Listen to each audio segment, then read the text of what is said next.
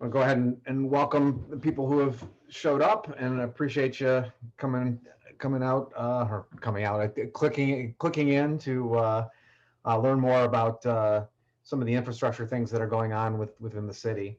Like I said, I will since we've got a small group. Unless the group expands a lot in the next few minutes, I will. I'll just pause every now and then, and we can open up all the mics for questions. But again, thanks for coming out. Um, so as everybody knows, we've had an infrastructure committee for the last 3 years. And when we formed, our first goal was really to come up with a solution for the roads. And we've done that, and that solution is in place. Our second goal was then to focus on all the other infrastructure systems that we had, and unfortunately, we had um, a I guess a year delay because as everybody knows, the first proposal that we came out with was voted down, and we had to spend the next year trying to craft something that was more acceptable to the voters. And so we got that solution crafted, and it was voted on successfully. And so now since the election, and actually a little bit before the election, we began working on some of these other systems that we'll talk about. Let me do a real quick update on the roads before we get into all the other systems. Um, as you know, the proposal that we voted in was to do 7 miles of roads over 3 years, and we're going to do this coming summer. We're going to do about 2 miles worth of road, and we chose the roads from the eligibility list that we had distributed prior to the election, as we were talking about the project. And for this year, we knew this going in, but for this year, we picked roads off the eligibility list that had minimal ditching needs. And the reason why we did that was because bids for this kind of work have to go out in February, and we didn't know whether or not this proposal was going to be accepted until the election in November. Once it was accepted, we start the design work, which takes a couple months, and then to do any type of major ditching projects, it has to go through a special assessment process, which moving quickly would take about 3 months. So there really wasn't enough time to do some major ditch work. So we pretty much selected roads for the most part that had ditches that were in pretty good shape. Regarding the ditches, Scott and I did some driving around. We spent a couple of days driving around the city, and we were actually pleasantly surprised by the condition of the ditches, both in general and with respect to the 2 miles that we're going to do this summer. In general, they seem to be in better shape than we thought they were, which was great.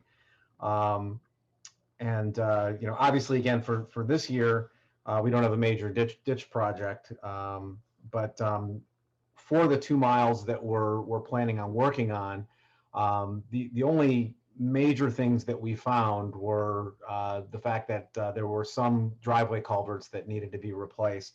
And since we're not doing a major project, what we're going to do is handle that via code enforcement. So those, I think it's seven homes that fall into that category. We're going to be alerting them relatively soon.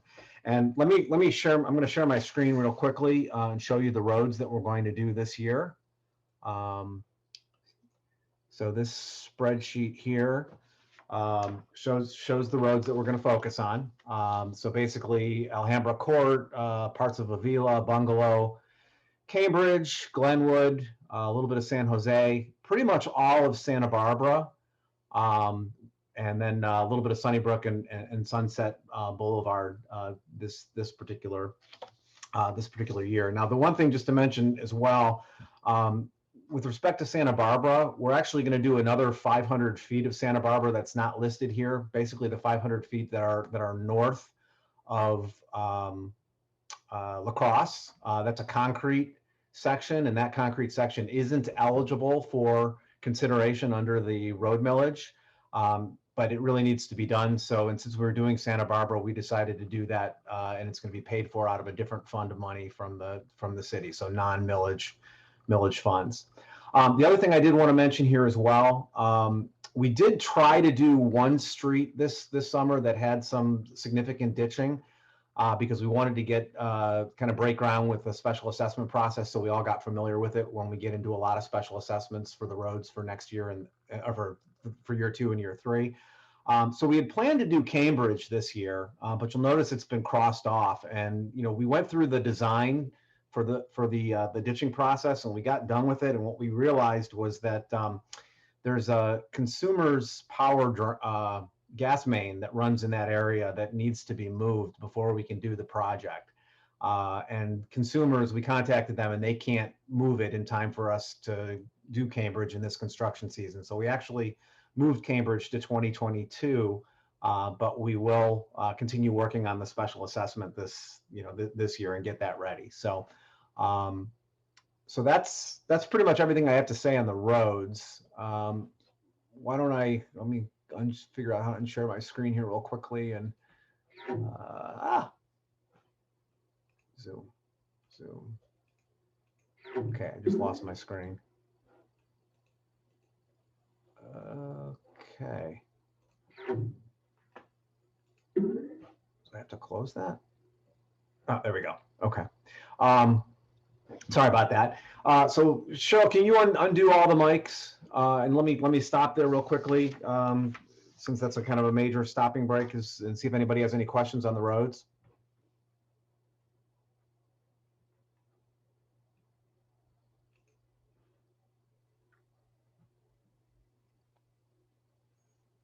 Okay, looks like the attendees are able to talk right now, but pretty much everybody has their mics muted. So if you do have a question, just unmute your mic and go ahead.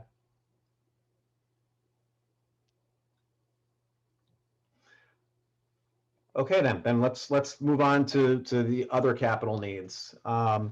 So since the election, for the last 4 months, and actually a little bit longer than that, we've been meeting pretty regularly about some of these other capital needs and how to fund them. We've had a variety of infrastructure committee meetings. We've had city council meetings and study sessions. We've met with our bond agents and our council. We've had a lot of meetings with our city engineer and so on. And basically, we have a lot of needs in some of our other systems, and those needs have arisen out of the fact that, for one, they're old. Our systems are aging. So, for example, our water system is almost 100 years old. So it's long outlived its expected life, or at least parts of it, I should say. As we all know, we've had tight budgets over the last 10 to 15 years. So a lot of it due to things like Headley and Proposition A and reductions in state shared revenue and so forth. And so we've got some deferred maintenance. So every year we're having to defer maintenance further and further out into the future, and upgrades and so forth. And eventually you get to a point where you just can't do that anymore. And we're kind of at that point. We have state mandates. So there are, for example, for lead, which we'll talk about. So there are things that we are required to do by the state that cost a lot of money. And we have to have a way to fund those. And same thing with consent decrees. We're under a consent decree from Eagle, which is the former Department of Natural Resources. And there are some things that we have to do there to remain current in that consent decree. So a lot of these systems need to be upgraded. They need to be upgraded to do things like improve safety. So, for example, fire hydrants. We want our fire hydrants to work. They need to work. So we've got to, make some improvements there. We have to maintain water flow and availability. We have an old system. We have a lot more water main breaks than we should. And as the system ages and we have more and more problems, we get to the point where, we have a water main break. It's not going to be a day. It could be a couple of days or a week or even longer until residents get water back. And obviously that's not a good situation. We have to ensure that our waste is disposed of properly. We don't want things backing up into our basements. And so there's improvements that have to be done to keep that from happening. As I said, we've got to meet legal obligations for state mandates and consent decrees. And then ultimately, some of these improvements that we'll talk about are going to save residents money because our costs will go down from year to year by making these improvements. So the things that we're going to discuss, and I'll discuss each of these individually, are things like water line material identification, lead line replacement. So when we find a lead line, how is it going to get replaced and who's going to pay for it? Water loss, water meter accuracy, sewer repairs, water main replacements, fire hydrants and gate valves, our sanitary retention tank, and then lastly, our sidewalk and our ditching financing, which we'll talk about in a few minutes. So let me begin by talking about our water line material identification. So as everybody knows, the tragedy we had in Flint, spurned a lot of new laws and regulations. And one of the things that we're required to do by state law is to identify the service line material for the pipes that come into everybody's houses and everybody's businesses. And those that are lead or galvanized steel need to be replaced. So the first thing we need to do is identify the material. And the material needs to be identified by regulation in two different places. The first place has to be where the line enters into the home. So basically where it hits your water meter. And then the second place is at the stop box. The stop box is that big metal valve that's out by your sidewalk on your front lawn for most people. So that's where the water gets turned on and off to your house. And so we have to identify the material that goes into that, in and out of that stop box as well. And when we do find a lead or a galvanized line, the city is required to replace that line, and the city has to pay for it, which is again is mandated by the state. And it's an unfunded mandate, so we have to find a way of paying for that. And further, what the regulations say is that we have to start replacing a minimum, starting this summer, we have to replace a minimum of 5% of our lead and galvanized lines per year for the next 20 years. Okay, so that's the issue that we're faced with here. As far as the identification, just to dive down into a little bit more detail there, where the lines enter the house, one of the things that we're doing is a self-identification process where we're asking residents to follow some steps, and those steps are on our website. They're very easy to follow. It takes about 3 minutes to do, and it helps us to identify the material of your line coming in the house. And if you haven't done it already, please go to the website and do it.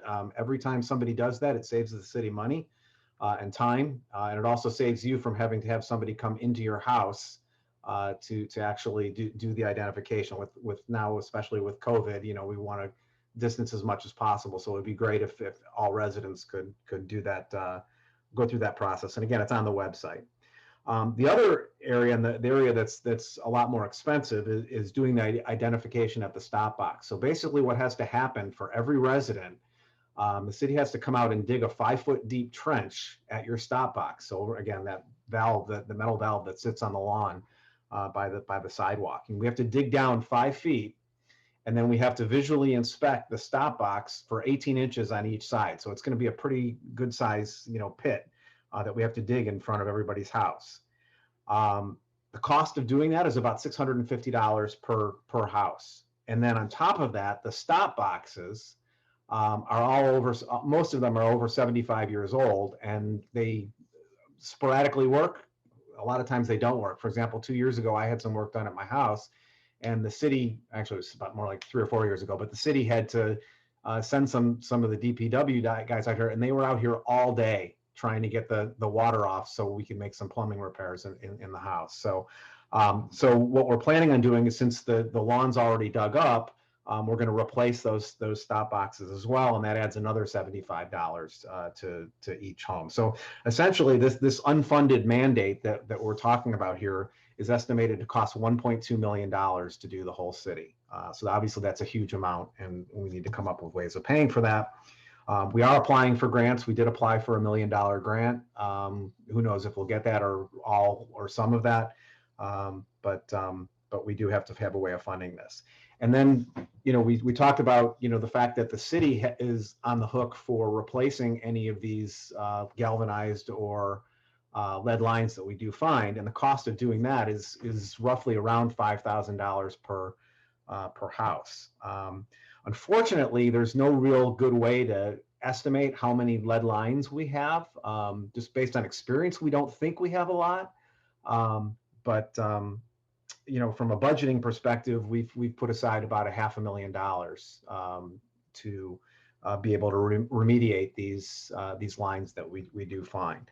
And we will do that using a discounted rate through SACWA, who has an umbrella, essentially policy, I guess, or rate for, for all of its member communities, and we'll be able to take advantage of that to hopefully bring the cost down or pay as little as possible to do these. But again, it's a hefty ask for the city. Just between those two things alone, you're talking almost $2 million.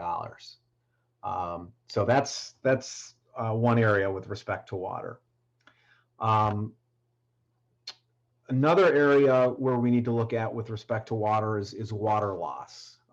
So right now, or I should say historically for the city over the last 4 or 5 years, we've been averaging about 30% water loss in our system.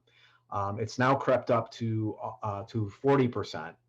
And to kind of put that in perspective, what that means is, when water comes into the city from SACWA, who we buy our water from, there's oversimplifying it, but there's a meter there. And let's say, for example, that meter meters 1 million gallons of water that come into the city.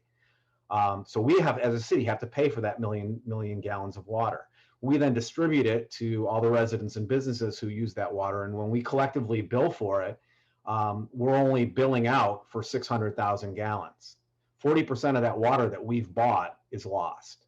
Okay, and that's a huge amount. And to put it into perspective, we're talking $350,000, almost 5% of our total budget is what represents our water loss.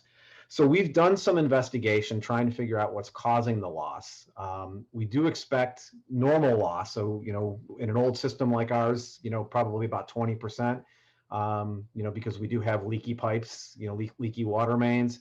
On top of that, we also have, as you know, a lot of water main breaks, more so than we should have for a community our size because of the age of our system. And every time that happens, we lose a tremendous amount of water. Fire hydrant flushings, things like that. But we have investigated for major leaks. We've asked SACWA to make sure that their meter is reading correctly into the city, and they have come back and told us that it is accurate. So we don't have any areas to explain, why we have such a high water loss. And so the only other thing that we think is causing the problem, which is consistent with what we know about water meters, is as they get old, they get less accurate. And our water meters are all old. Most of the water meters, I think, are at least over 20 years.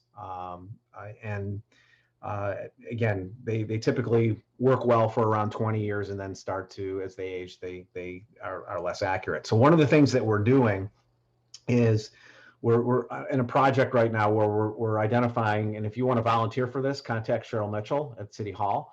But we're looking for 10 residents, so we can have somebody come in home, a technician that can actually gauge the accuracy of your meter, and then we can get a sense of whether or not this is a problem that's driven by the meters, which we're pretty confident it is. So confident, in fact, that we're considering or looking to replace, I should say, all the meters in the city along with the read system. And what's nice is if we do that, and again, we're fairly confident this is the cause of the issue, but we will confirm that. Repairing this issue essentially will pay for itself in a matter of a few years. The cost of replacing all the meters is about $860,000. But again, we're losing $350,000 a year. And so if we get that water loss down to about 20%, be a matter of 3 or 4 years before we actually, before this project pays for itself. But it's something we definitely need to do because we can't keep hemorrhaging those dollars like we have been year after year. So that's the water loss and water meters. The other areas are sanitary sewer system. Now, the good thing about our sanitary sewer system is over the last couple of decades, we've invested in it quite a bit, and it's in really good shape relative to our other systems. But this year, what we did this summer, we televised about 30,000 linear feet, so roughly about 6 miles of our sanitary sewer system. So we basically sent a remote control camera down into the lines and began inspecting them, and we're reviewing the footage currently. But we're expecting about $120,000 of repairs based on what we find in that videotaping per year for the next 3 years. So again, we've estimated money for that into the overall project that we're talking about. Let me talk about one more system, and then I'll pause and we'll take questions if there are any. The other area is our another area I should say is our sanitary retention sink. So our sewer system, as you may or may not know, flows into a huge tank that's over on 11 and Evergreen. I think it's correct me if I'm wrong, Scott, but isn't it like a 500,000 gallon tank or something like that? 3 million gallons. Oh, okay, I was off. 3 million gallon tank. So I was off by a factor of 6. So it's huge. And basically what that tank does is when we have sewer waste, essentially, that's inflowing into the system at a rate faster than we can outflow it, that excess gets stored in the tank. And if that tank fills up, we then have to make a decision. And that decision is basically two evils. One is we just start dumping the sewage out of the tank, or we stop taking sewage into the tank, in which case people's basements back up. And so several years ago, we ran into that situation. We don't run into that situation all that often, but we ran into that situation. And the administration at the time decided to let it overflow. And because of that, we're under a consent decree from Eagle. And in order to stay current on that consent decree, they're essentially mandating that we do about $500,000 of repairs, maintenance, and upgrades to keep that tank operating efficiently and like it should. And obviously, that's something that we want to do, because if it's not operating efficiently, and we get a huge storm, then what's going to happen is people's basements are going to start backing up, and I definitely don't want that. So. Again, that's another essentially unfunded mandate that we're dealing with. So our unfunded mandates are now up to about $2.5 million, just from what we've been talking about. But again, it's something that we have to do. We don't have a choice. So let me pause here. Cheryl, you can go ahead if you haven't already, but unmute everybody's mics. And if you have a question, go ahead. I have a question. Can you hear me? Yep, I can hear you, Peter. Hey, how you doing all? Good. Yeah, I'm glad you're holding this meeting today. I'm sorry that more people aren't attending, but I do have a question about the lead entering the home. If there's any lead in the home, is there a self-test that residents can do? And like the test of the pipe entering the home at the meter, could we self-test to see if we got lead entering the house and then report that back to the city? That's question number one. Yeah, so I know there is I'm going to turn this over to Scott and Cheryl, but I know there is a water test that can be done. And the only reason why I know it is because we're required to do a certain number of them every year, and my house is one of them that they've been doing. But I don't know what the cost is, whether or not what the availability of that is. Scott or Cheryl, can one of you guys talk a little bit about that? Yeah, I'll start. Cheryl might be able to add in. I'm pretty sure that you can contact, I think it's probably the Oakland County Health Department. They will run a lead test on your water, and them results will be given back to you.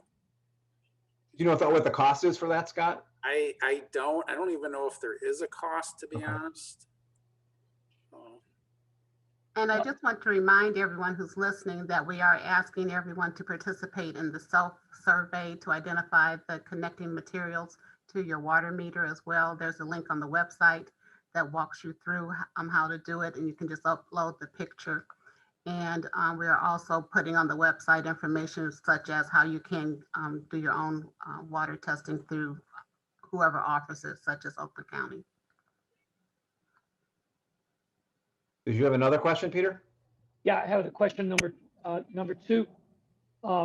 You feel that the meters have been replaced in the lifetime that we've been here since 1988. And so I'm sure the meter is 20 years old, like you're talking about, inside the house.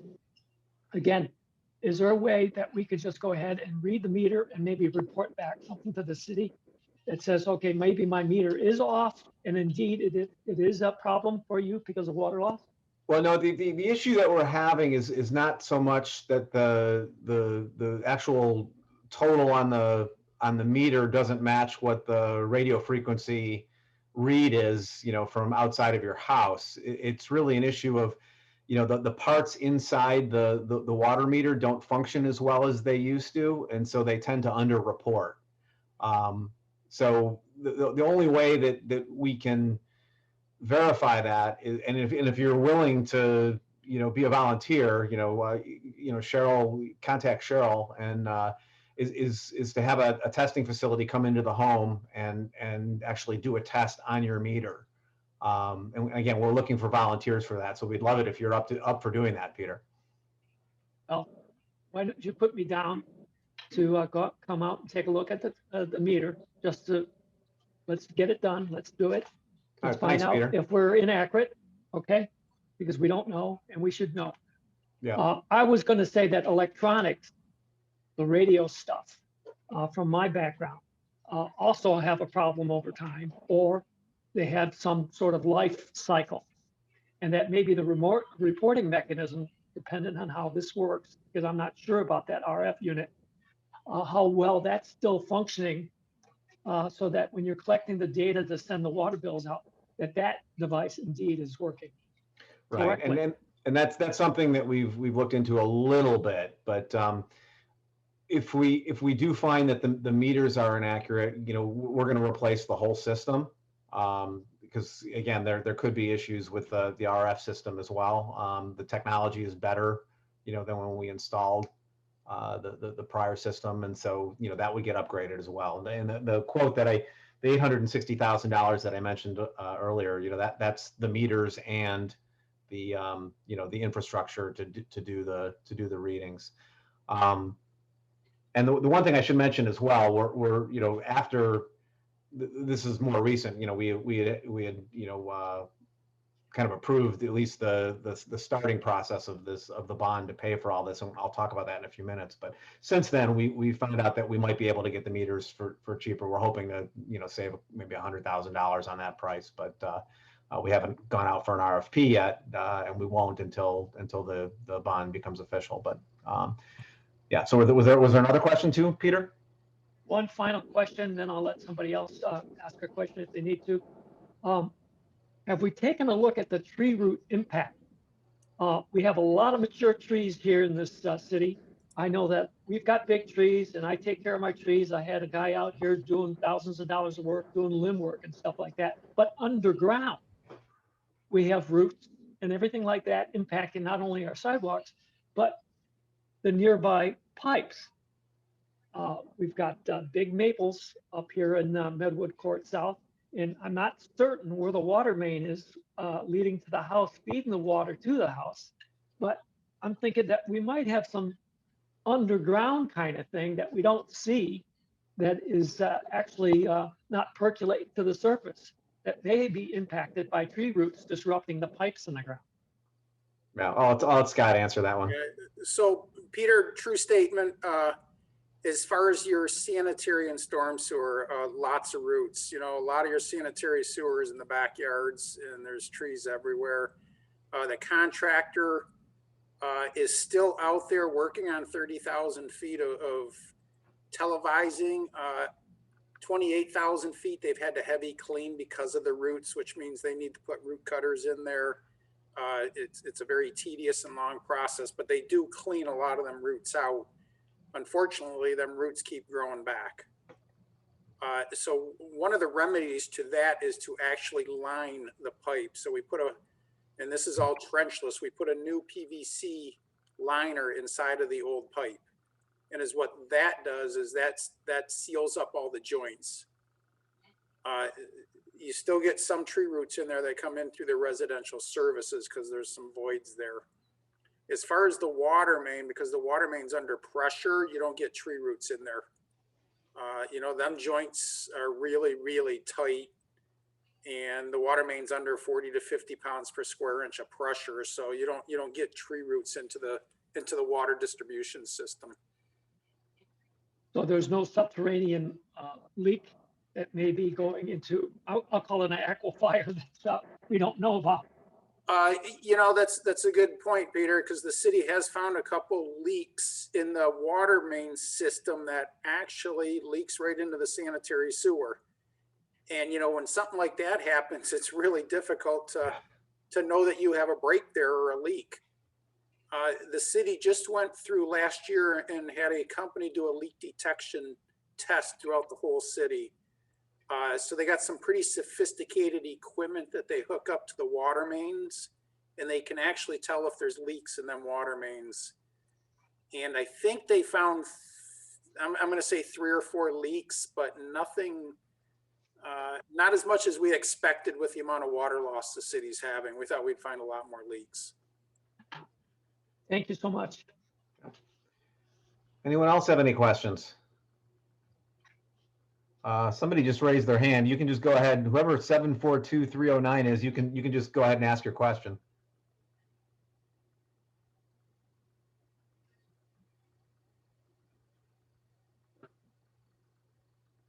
Oh, we're not hearing you if you're talking. You're not muted, so.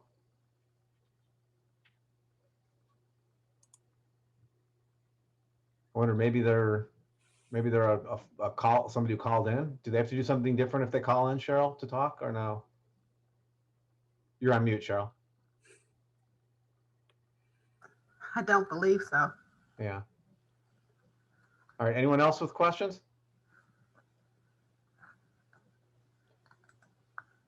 Okay, then let me continue on.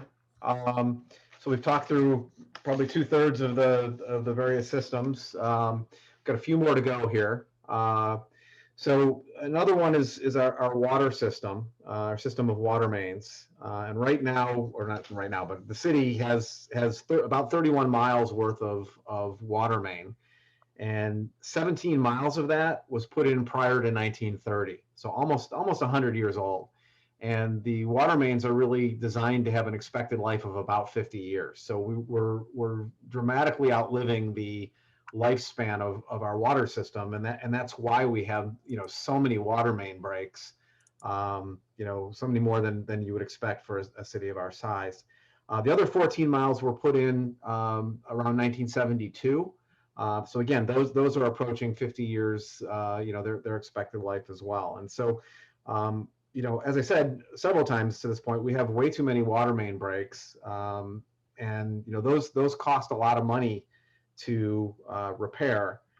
We've had situations where I think it was last winter, we had a water main break, and then we fixed the break, and from all the stress of fixing the break, I think it was 10-15 feet down from the break, we had another break, and then we fixed that one, and then we had another break, and eventually we ended up replacing that section of water main because we just couldn't repair it.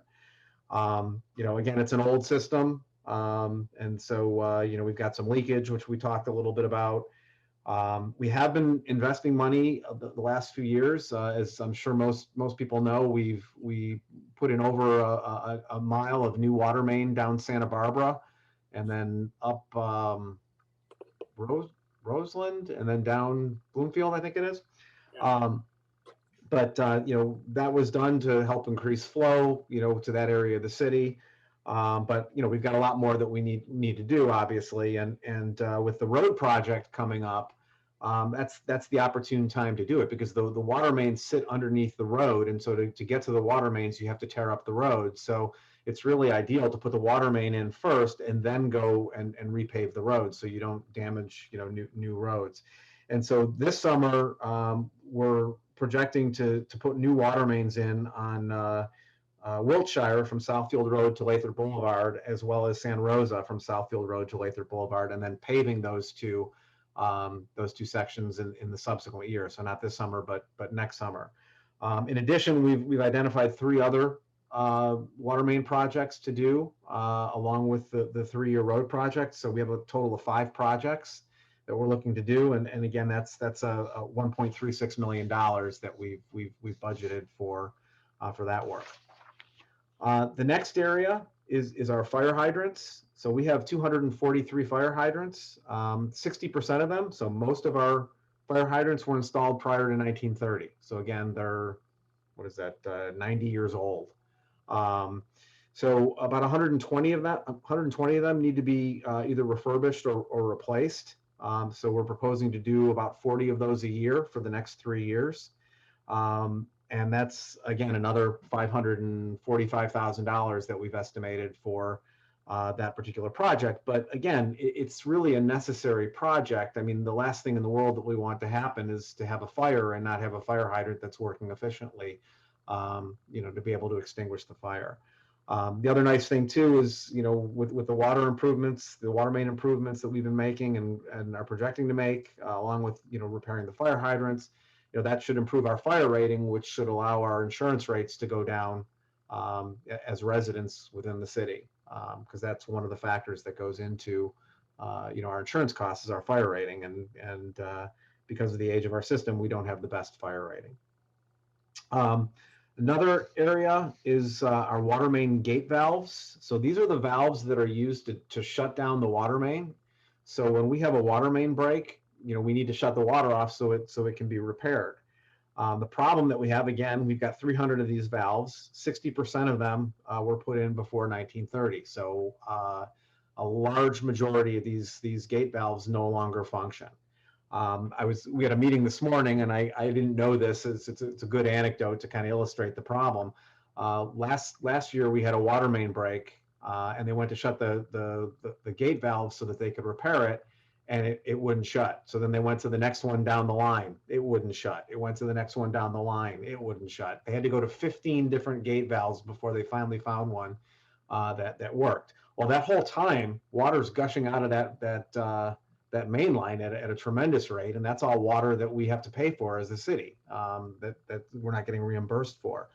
So a lot of times what happens is we can't stop the water when we have a water main break, and that dramatically increases the cost of fixing that water main as they try to repair it under pressure. It takes longer to repair, so residents are without water longer.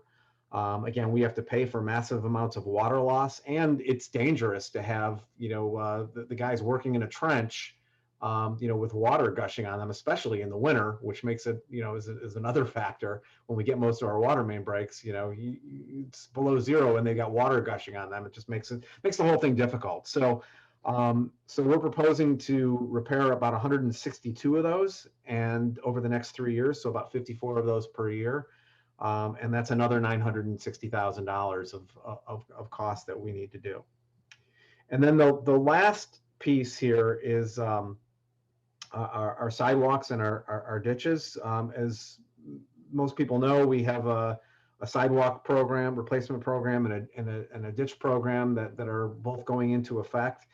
And those are projects that residents will pay for through a special assessment.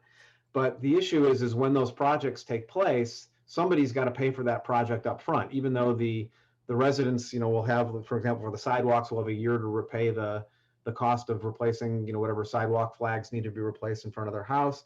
And then the ditches will be a 10-year special assessment, so they'll be able to pay it back over 10 years.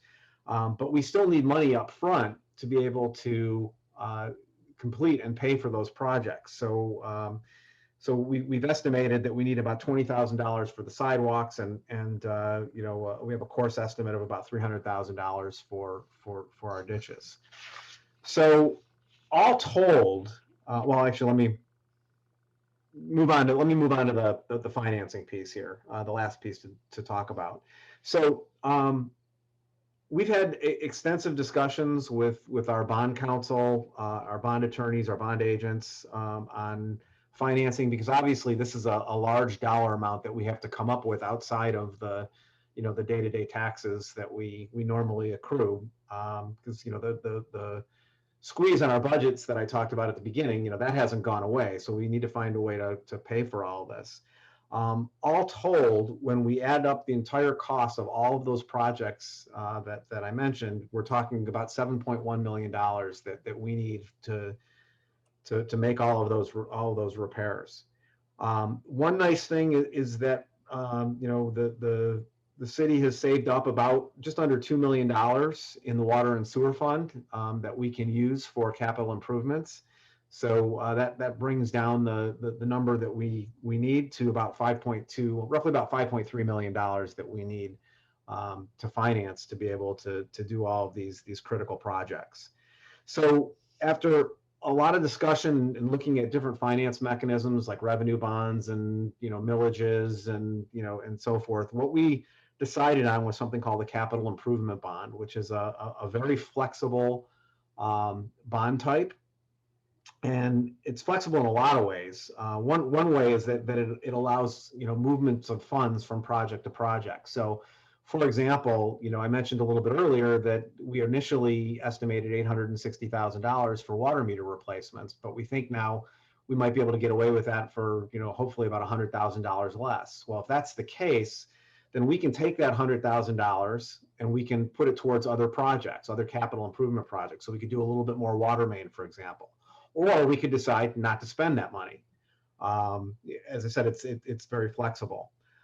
It doesn't require projects to happen, unlike other financing mechanisms. So we've estimated dollar amounts for all of these projects, and if for some reason, we decide that we don't want to do or don't need to do one of these projects, or we don't need to do it to the extent that we need to do, although I don't think either of those are the case. But if that's the case, we don't have to do the project. It provides for flexible repayment options. So the money that we use, unlike some of the other financing types, can come from multiple sources. So we can pay back this money from the water and sewer fund, from water and sewer rates. We could actually, if we have extra money in the general fund, we could use that to pay it off. I mentioned a little bit earlier that we'll have some special assessments going for sidewalks and ditching. As we get some of that money in every year, that money could be put towards paying off the debt and so forth. So there's a variety of ways that it can be repaid. It doesn't require us to spend all 5.28 million. So if we don't need to spend all that, there's no issue. We just don't spend it. Some other advantages, it gives us 3 years to do all of this work. And then another advantage that we have, especially with respect to the road project that's going on right now, is if we do these two bonds, the capital improvement bond in coordination with the road millage bond that the voters approved in November, there are some advantages there. First of all, the issuing the bond requires about 3 weeks of dedicated time from city employees through all the work that they have to do.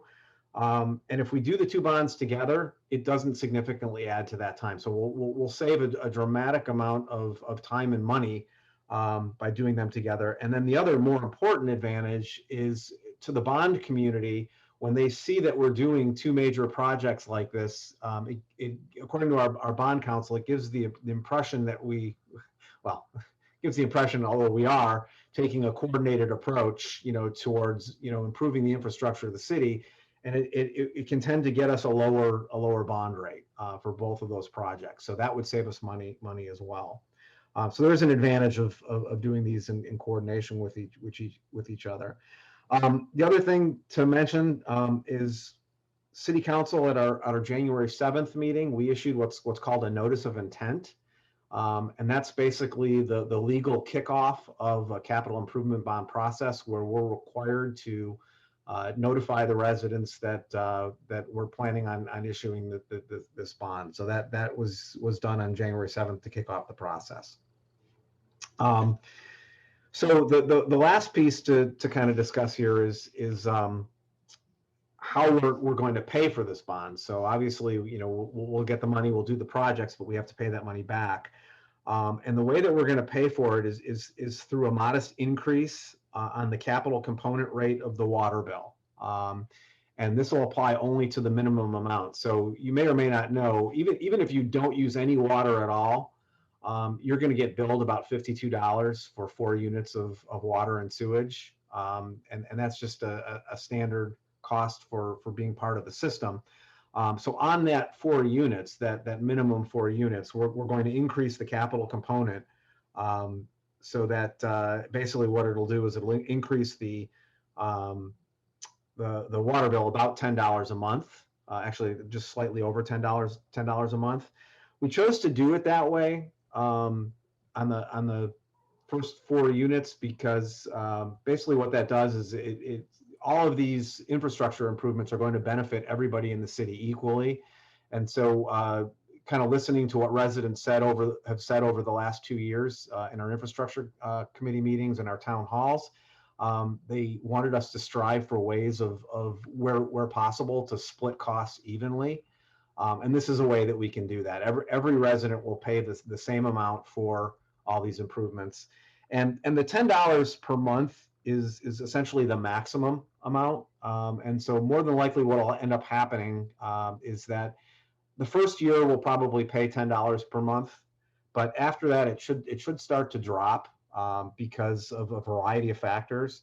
So for example, if we start fixing the water meters, which we intend to do in the first year of this project, we no longer have that water loss. And so what's going to end up happening is that water that we're not getting reimbursed for will now be reimbursed for, which will give us more capital from the capital component of the water rate that we can put towards paying off the debt, which means we need to collect less from the residents through the water rate. We have contingencies built in to these projects. If we don't use that contingency money, or if we save $100,000 on the water meters, like I said, that will cause the rate to go down.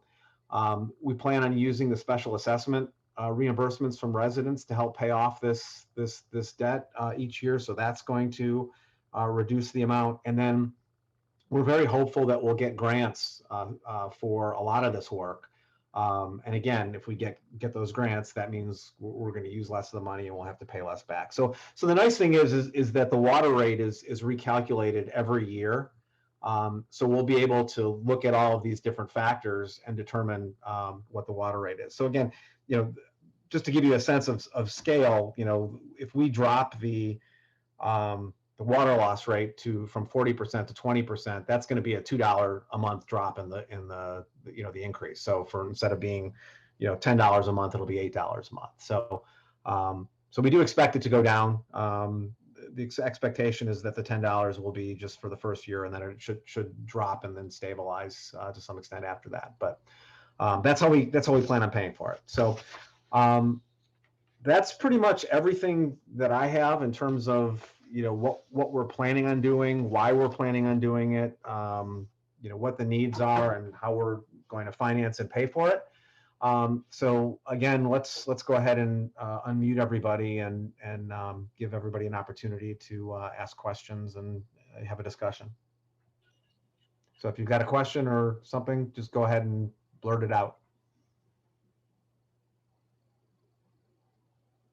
I don't want to be a blurter, but I'm going to blurt it out. Away. Sorry. I'm always a man of two questions. People at work know this because I always ask a minimum of 2 questions. In regards to the getting to the the gate box or the Gate valves. The valves at every home, where we got to dig a 5-foot deep trench, 18 inches square. Actually, Peter, it's 36 inches because it's 18 inches on each side. So. Okay. Yeah. Okay. Got it. Sorry. Wrong math. So a lot of these valves I've seen walking through the neighborhoods are like embedded in a sidewalk or next to a sidewalk or in a driveway. And if we're going to do a sidewalk program, generally what happens back in 2002, I think that was the last time we actually did anything as far as sidewalk improvements. We're probably going to be picking up cement in order to gain access, right? And yeah, some way we have to coordinate the sidewalk program potentially with these valve replacements, so we're not doing it twice. Yeah, so the valves are typically near the sidewalk. I don't know of many that are actually embedded in concrete, but the estimate that I threw out there earlier does include the possibility of us damaging sidewalk. In some instances, it's just going to happen because they're so close to the sidewalk, and we have budgeted for that. I'm not quite sure, and Scott, maybe you have some thoughts on that. I'm not quite sure how we could coordinate that with the, the sidewalk replacement, especially since, I'm sure the group that's going to be doing this, the Lathrup LLC Services, is probably going to, have a cement day, so to speak, to repair all the, chips at once or something like that. I don't know. I'll let you comment on it. Yeah, honestly, it's going to be hard to coordinate. The city is required over the next 3 years to do 1,500 of these. So we're trying to do about 500 of the, the exploratory and verification digging over the next 3 years. I know the sidewalk program, I think, was scheduled a little longer than that. I think they were looking at a 4-year schedule.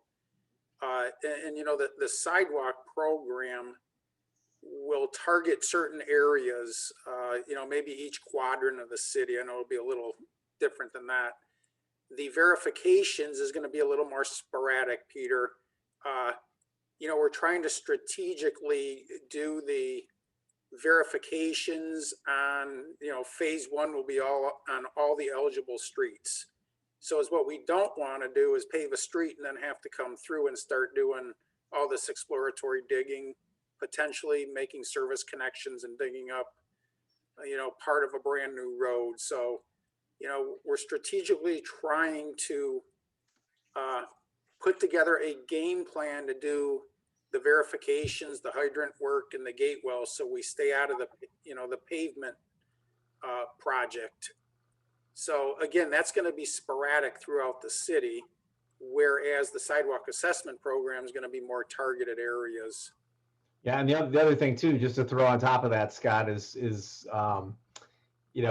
and then that assumes that there would be a large percentage of in the cases where the sidewalk is damaged, that they were flags that were going to be replaced anyways, and I don't think that's going to be the case because for the most part, there's 1 or 2, maybe 3 flags in front of an individual house that will need to be done. And, again, there's probably a low probability that the one that gets damaged is the one that's going to be done. So the other thing that you reminded me of when we were talking, Scott, that also underscores the importance of people doing the self-test, because for every self-test that's done that does identify lead or galvanized steel for the material, we know at that point that we've got to replace that line. So we can save $725 by not doing the stop box dig in front of their house. So that's why we're really, really pushing to try to get people to do the self-identification process.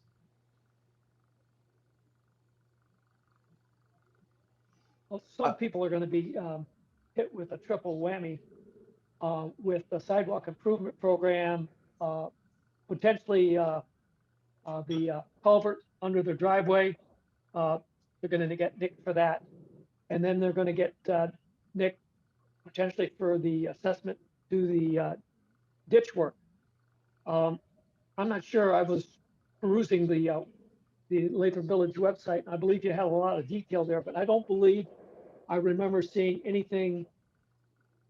Maybe I'm missing it, but we're the worst ditches that really do need improvement. Yeah, I mean, it varies from area to area. We don't have them. I mean, Scott's got a rough map of them, but we need, like for example, when we picked the streets this year, we drove around and we looked at the eligible list and we looked at the ditches, associated with those, and that helped us inform our decision. Next year it'll be a little bit. We'll have to do a little bit more of a intensive job because we will be doing a lot of ditching in the next couple of years, and so we are going to have to look more carefully at some of those ditches that are in bad shape. But we talked a little bit about Cambridge a little bit earlier. That's an example of one that was in pretty bad shape, and we designed a whole project around that. But I talked about the fact that we had to move it back a year because of the consumer's gas line. And Dennis, I'm sure you'll have questions about that. I know you joined after. After we talked about that, so we can revisit that in a minute. Hello. Hi, go ahead. Hi. I was the one trying to ask the question earlier. I didn't know if I had missed what you had said about it. We were late coming in trying to get in on this Zoom. But at any rate, I would like to know, I'll give you an example and then I ask my question.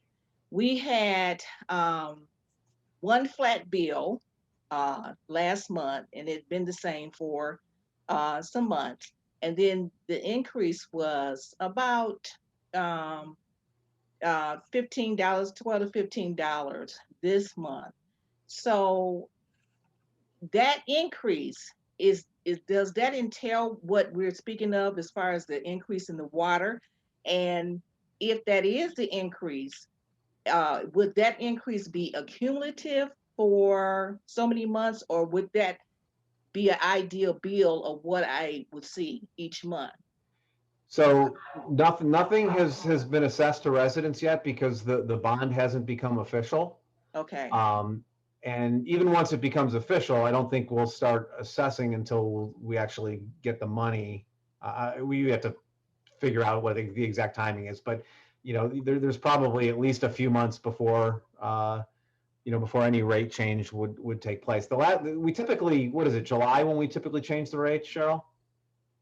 Yeah, so we typically recalculate the rates in July, and they go into effect at that point. So the last rate change was in July.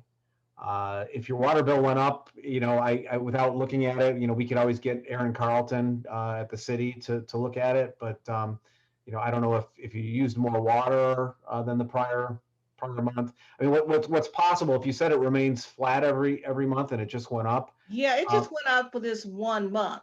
Yeah, so one thing that's likely, because I've had this situation as well, is we typically use the minimum amount of water. I was talking a few minutes ago about how you get you're charged for a minimum amount if you use, which is 4 units. If you use less than 4 units, you're still charged for 4 units. And I think, and maybe this was your billing amount. Was your billing amount $54.08? It had been in the previous. Now it went up to 60 something. Yeah, so probably what happened, so $54.08 is the minimum. And so what was happening is you were using less than the minimum. And again, without seeing your bill, more than likely what happened is you used more than 4 units that past month. And because of that, your bill was a little bit higher. Okay, so will my next one look like this one? It depends on when the assessment comes and all of that. Is that what you're saying?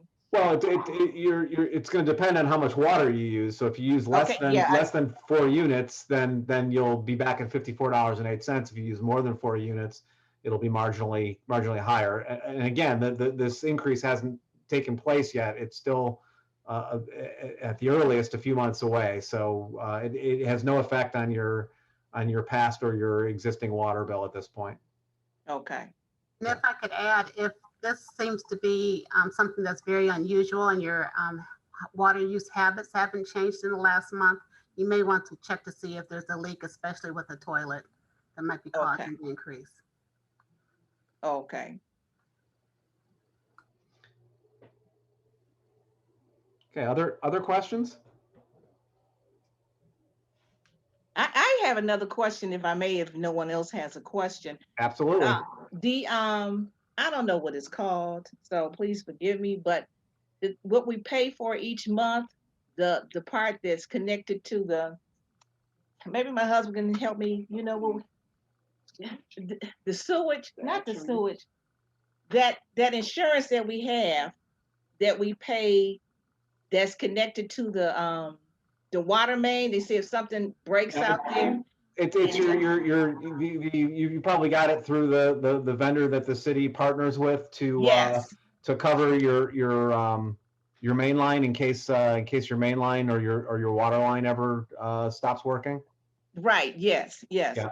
So exactly what does that cover, and how does that play into all of this? Okay, well, it doesn't play into this at all, but as far as from my understanding, what it covers, depending on which coverage you selected, it covers your main line and or your water line that comes into the house, and if there's any damage to that, so for example, if your main line that takes your sewage out of your house and your waste, all the water from your drains out of your house. If something happens to that, and you have to, dig up your yard and replace that line, that's a very, very expensive, project. I think it's anywhere from like $5,000 to $15,000. Mm-hmm. And so you would be on the hook for that. But if you have that insurance through that company, they pay for that. So you're basically what you're doing is you're insuring your sewer main line and your water service line and or your water service line. Okay, Yeah. thank you. So Bruce, Yeah. I joined late, and you know what my concerns are. I don't know if you want to talk with me offline or if there's some. No, I can tell you. We talked a little bit about Cambridge before you got on, and I can just repeat it. It's no big deal. Well, we have the engineer and everybody else here too. So we did. We had your section of Cambridge, so from Lathrup Boulevard to Southfield Road, slated for repair next summer. So this coming summer, and we. Scott and his team did all of the design work for basically your ditchless ditch system for what I can't think of the word right now. It's trying to underwale or Underdrain system. Underdrain. Thank you. And so we did all of that design, and we were getting ready to start working on the special assessment work, which again takes about 3 months to get that all through. But one of the things we ran into was the fact that there is a Consumers Power gas line main that's in the way, and that has to be moved before we can do any of that work. And they can't move it in time for us to do the work this summer. So what we did is we moved your street back to the 2022 year, so basically year 2 of the 3-year road project, and so we're planning on doing it not this summer but next summer. Okay, so any engagement by residents, well, in terms of, I know you need a resident buy-in on the drainage work and the assessment in order to trigger the road work. Or at least that's the way it was before. Is it still going to be that way? Yeah, so we're still going to move forward with the special assessment process this year, mainly because we as a city want to get that process on, Yes. the bugs worked out and get it underneath our belt. Yes. So that we're because year 2 and year 3 there's going to be a lot of special assessments. So we're going to continue working on that process. We're going to set it up so that so if it does get approved, it will happen after July. So that way the taxes wouldn't hit you this year; they would hit you next year when the project starts. Okay, what I'm concerned about is do we if there's a need to rally the neighbors. When would we be able to see the plans and have a meeting and that sort of thing? And apparently we should do that still this spring. Yeah, so relatively soon. I mean, our current plan, and who knows with all the things we have going on if we'll hit it. But our current goal is to issue the, I'm totally blanking on the name, the notice of assessment. No, notice of. To issue, our plan is to issue the notice at our April council meeting. I can't remember what the technical name of it is off the top of my head, but and that would then start the process. So we would at that point we would basically say this is the project that we're talking about. This is the estimated cost per resident. And these are the people that are who would be in the special assessment district. So there are 12 homes on your block that would be included in the special assessment district. And then we would schedule the public hearing. And so my suggestion would be, from the time we issue that notice, that's when you really want to start, communicating, maybe even before that April timeframe, start communicating with your neighbors to convince them. And I know you've done some of that already. And I know we kind of picked your street because, excuse me, as the guinea pig, because we know, there are some homes on your street that really want to get this done. So we knew that there would be some buy-in. Basically, the way the process works is that if more than 30% say no, that kills the special assessment. So you get 12 people, so you kind of can do the math and figure out how many people you need to get to buy in. So can we have access to the plan before that time? I don't see why not. Cheryl, you don't have a problem with that, do you? And I think we actually gave you a rough copy last year, what we were thinking, but I don't think it would be a problem, would it, Cheryl? You're on mute. No. No. I would Okay. talk Yeah. to I would talk to Cheryl. Yeah. I think I have a copy of it. Scott, do I have the latest copy? Yeah, I think I sent it to you, Bruce. So Dennis, we had a survey crew out there. We did a very detailed topo of the entire street from Southfield to Lathrup.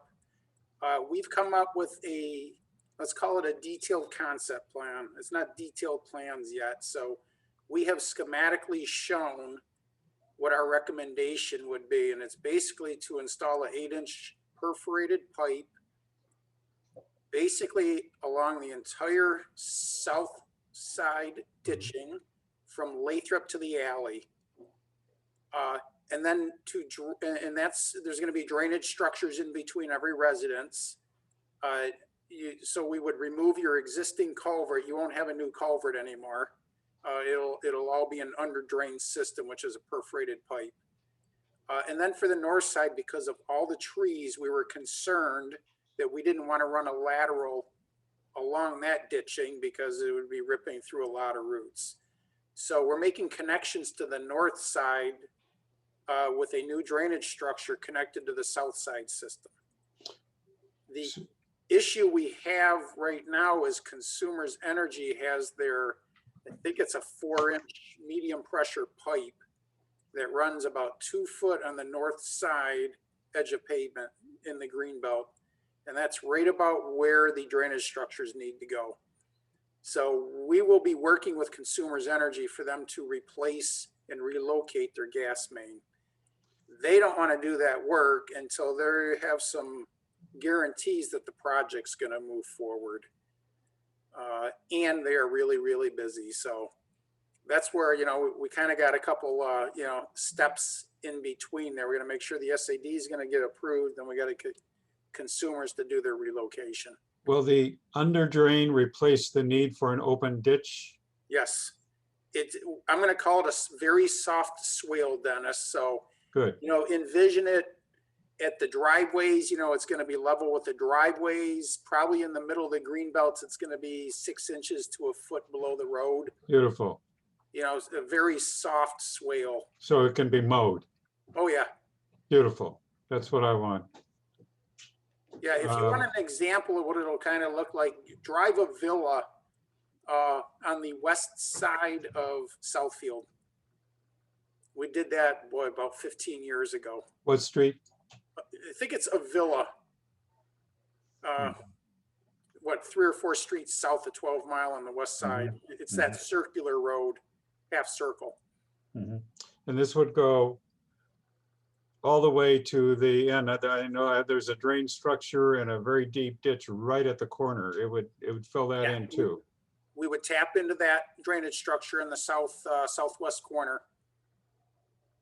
That's my corner. Yeah. Okay. Yeah. Yep. Excellent. It solves my problem. But this concept drawing, what you gave me was of the Avila one. But okay. Would we have access to the one you've drawn for Cambridge? Yeah, again, I know Cheryl and Bruce have it, and I can send it to both of them again. Okay.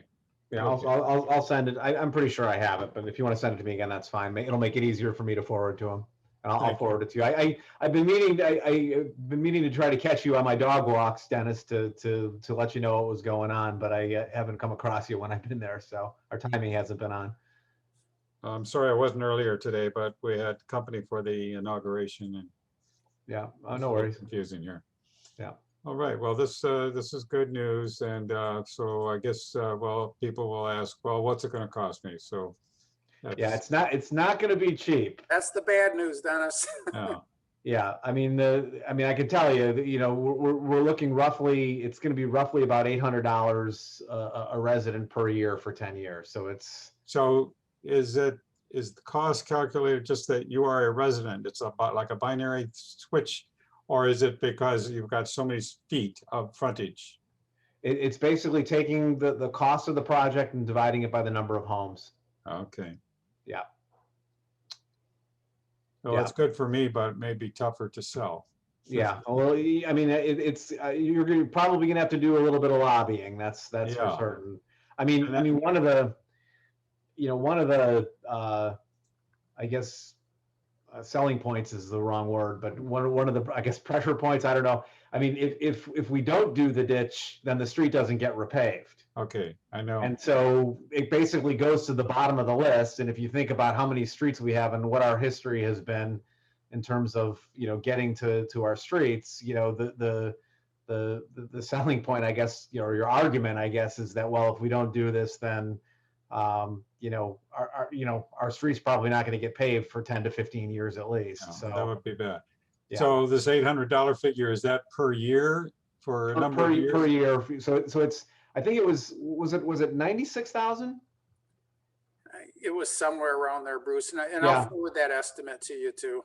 Yeah, I mean, I basically I just took $100,000, which is roughly what the estimate was, divided it by 12 homes, and then divided that by 10 because it's, you have 10 years to pay it back. So 10 years, 800 a year. Yeah, you know, and then you've got other selling points too, like the fact that you don't have culverts, you don't have ditches. You know, they'll never have to replace their culvert, you know, which is a $2,000-3,000 cost. You know, easier to mow. Yeah. You know, more Important. parking. You know, Important all that we that kind put of all stuff. those things out there Yeah, at the same time. yeah, So I don't want to rush it and put just half the message out. yeah. Yeah, so So- I'll get that stuff to you as soon as I get it from Scott. All right, thank you. Anybody else have any questions? I noticed somebody new just joined. I don't know if you have a question, you know, just let us know. One final question from me. Yep. How are the commercial property owners how are they impacted by the water sewer improvements be coming up? How are they, how are they impacted? Same way as the rest of us. They pay water bills as well, and so they'll be paying that capital component of the water rate. So they'll be paying for all of this work just like we are. Despite that,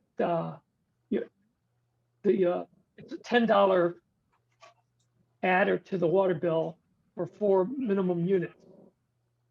Correct. So everybody pays 4 units minimum, no matter if they're commercial or resident, using only 3 units versus 150 units. I'm not sure I followed the question. Well, there's a greater amount of water use in some commercial businesses, right? You can tell by the water bill. So the Right. ratio of what they're contributing to help with the improvement in the water improvement program stuff is the same, no matter how much water you take. Right. So we as I mentioned a little bit earlier, we specifically or purposely didn't make this progressive. So it's based on the first 4 units, so that it's an equal split among, you know, all water users essentially. You know, I mean, if we, I mean, we could have, you know, just increased the capital component of the water rate, and then if you use 9 units in 1 month, you know, you pay a lot more than using 4 units. But we didn't want to do that, especially given the sensitivity that had been conveyed to us over the last couple of years by the residents. So, you know, again, since everybody's going to benefit equally from all of these improvements, we felt as a committee that it really made sense to do the best to split the cost evenly among everybody. You answered my question. Commercial property owners also have a 4 unit minimum Yeah, I believe so. Cheryl, thanks for wearing your pearls today. Looks nice. All right, any more questions? All right, well, I appreciate everybody coming out and, or I keep saying coming out, but logging on. And if you have any other questions, you can contact myself or Cheryl, and we can get your questions answered. So Thank you. have a good night, everyone.